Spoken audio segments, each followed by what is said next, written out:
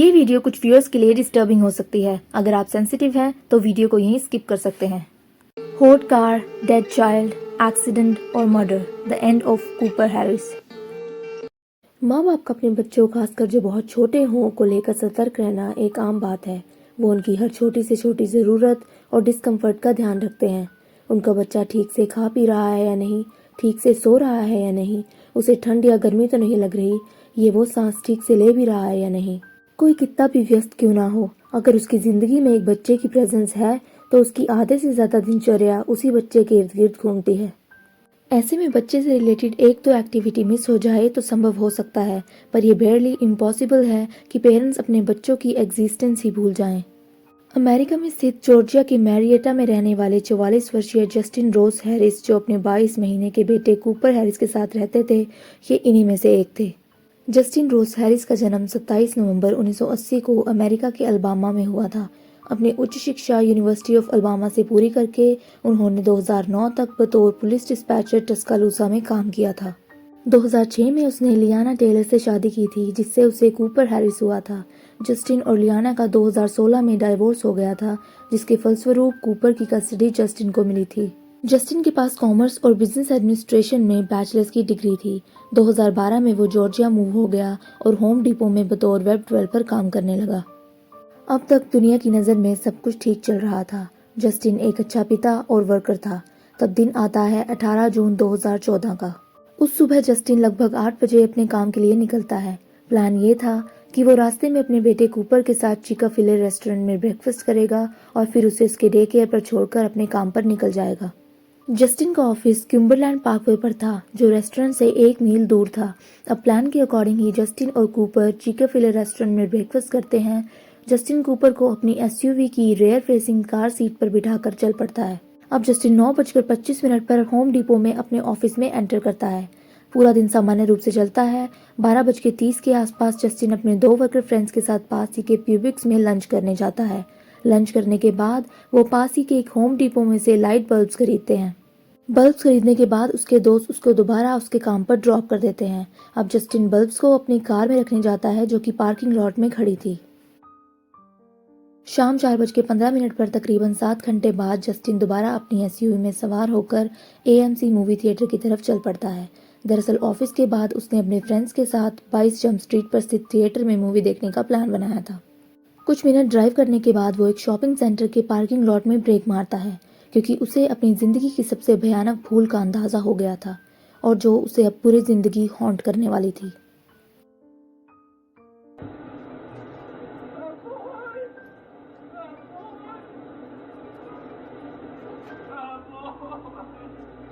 ये भूल और कुछ नहीं बल्कि जॉर्जिया की भीषण गर्मी में जस्टिन की रेयर फेसिंग कार सीट पर बैठा 22 महीने का कूपर था, जो एक्सेसिव हीट ना बर्दाश्त करने की वजह से मर चुका था। जल्द ही जस्टिन की भयानक चीखें सुनकर आसपास भीड़ जमा हो गई।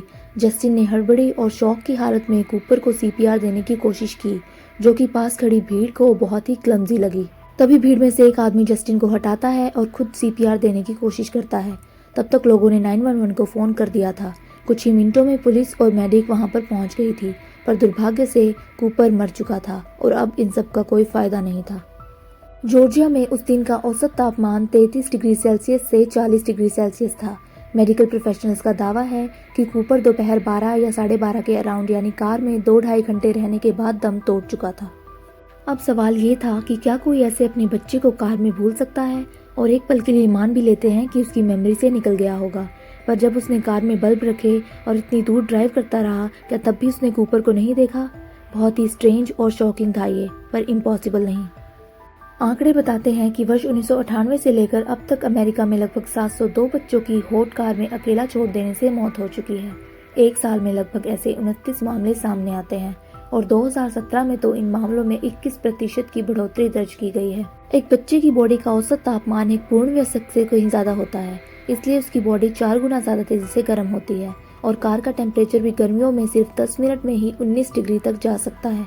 तो इनिशियली लोगों को ये केस एक नॉर्मल लापरवाही का केस लग रहा था। हालांकि जस्टिन की इमेज समाज में एक जिम्मेदार और सावधानी से काम करने वाले पिता की थी, पर जब लोगों ने ये खबर सुनी तो उन्हें विश्वास नहीं हुआ। अब बेशक गलती से हुआ हो, पर जस्टिन से क्राइम तो हुआ था। बकायदा उसे इन्वेस्टिगेशन के लिए बुलाया गया। पूछताछ के दौरान जस्टिन बताता है कि कूपर की डे केयर वाली बात उसके दिमाग से बिल्कुल स्किप हो गई थी, बल्कि बल्ब फेंकते समय भी उसने कार में झांका तक नहीं। देश में ऐसे कई केसेस होते हैं, पर इस केस ने लोगों का ध्यान किसी और वजह से खींचा, जिसको हम बाद में डिस्कस करेंगे। जस्टिन का फोन चेक किया गया तो उसके फोन से सबसे बड़ा खुलासा हुआ। जस्टिन उस समय 6 औरतों, जिनमें से एक माइनर थी, से एक्सप्लिसिट चैट कर रहा था। उन्होंने कुछ अनएथिकल पिक्चर्स और वीडियोस भी एक्सचेंज की थी, जो जस्टिन के बेगुनाह होने पर सवाल उठाती थी। अब लोगों को इस घटना के पीछे का मकसद जस्टिन का अपनी जिम्मेदारियों से छुटकारा पाना लग रहा था। अपनी गर्लफ्रेंड से की गई एक चैट में तो उसने एक्सेप्ट भी किया है कि हालांकि वो अपने बेटे को प्यार तो करता है, पर जिंदगी में सबको एक एस्केप चाहिए, जिससे उसकी गर्लफ्रेंड हैरान होकर पूछती है, क्या तुम्हारे अंदर इंसानियत नहीं है? जिसका जवाब वो देता है, नहीं से। जस्टिन के फोन से रेडिट और किन्हीं और अन्य वेबसाइट्स पर चाइल्ड फ्री कंटेंट को सर्च किया गया था।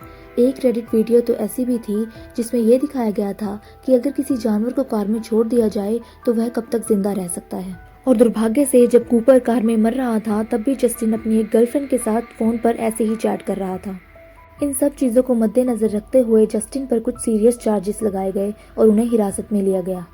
कोक काउंटी कोर्ट में ट्रायल कुछ समय तक चला, जिसे 3 हफ्तों बाद सुपीरियर कोर्ट जज मैरी स्टैनली क्लर्क द्वारा ग्लाइन काउंटी ब्रुंसविक में मूव कर दिया गया। इस केस को नेशन और मीडिया की भरपूर अटेंशन मिली। 14 नवंबर 2016 को सभी गवाहों और सबूतों को मद्देनजर रखते हुए जस्टिन को हत्या, पहले और दूसरे दर्जे की क्रूरता, यौन शोषण और माइनर क्राइम का दोषी पाकर 32 साल की लाइफ टाइम इम्प्रिजनमेंट, वो भी बिना किसी पैरोल की पॉसिबिलिटी के सुनाई गई। जनवरी 2017 को जस्टिन की लीगल टीम ट्रायल कोर्ट में एक नए ट्रायल की अर्जी दर्ज करती है। उनका मानना था कि जस्टिन के अफेयर्स और पर्सनल लाइफ को इतना अटेंशन मिलने के कारण कूपर के मामले में जस्टिन के साथ इंसाफ नहीं हुआ था। फाइनली 18 जून 2022 को सुप्रीम कोर्ट ऑफ जॉर्जिया ने ये अर्जी स्वीकार कर ली और माना कि जूरी ने जस्टिन केस में मेन मुद्दे पर से कम ध्यान देकर उसकी पर्सनल लाइफ और अफेयर्स को ज़्यादा हूल दी, जिसका असर अदालत के फैसले पर पड़ा था। फिर फाइनली 25 मई 2023 को जस्टिन पर से बाकी के चार्जेस रखते हुए हत्या और क्रूएल्टी के चार्जेस हटा दिए जाते हैं। डिस्ट्रिक्ट अटॉर्नी के अनुसार अदालत का मकसद जुर्म की किस्म और उसके पीछे का पर्पस खोजना है, न कि क्रिमिनल की ज़ाती जिंदगी को कुरेदना। कोई ठोस सबूत या गवाह के अभाव में इस घटना को एक अनइंटेंशनल मेमोरी फेलियर मानकर केस को क्लोज कर दिया जाता है। अभी हाल ही में अपनी बाकी की सज़ा काटने के 10 साल बाद जून 2024 को फादर्स डे के दिन जस्टिन को जेल से रिहा कर दिया गया था। अब ये घटना गलती से हुई थी या जानबूझकर की गई थी, ये आज भी एक मिस्ट्री बना हुआ है। ये केस फैमिली डायनामिक्स, मानसिक तनाव और एक इंसान के स्वभाव की उलझनों में फंसा सबसे ज़्यादा हॉन्टिंग और डिबेटेबल केसेस में से एक था। कूपर हैरिस की मौत हमें कुछ अनसोल्ड और स्ट्रेंज सवालों के साथ छोड़ देती है। एक बच्चे का इतना दर्दनाक अंत किसी भी पेरेंट को सवालों के घेरे में छोड़ देगा और जिंदगी कितनी छोटी और नाजुक है उसकी याद दिलाता रहेगा।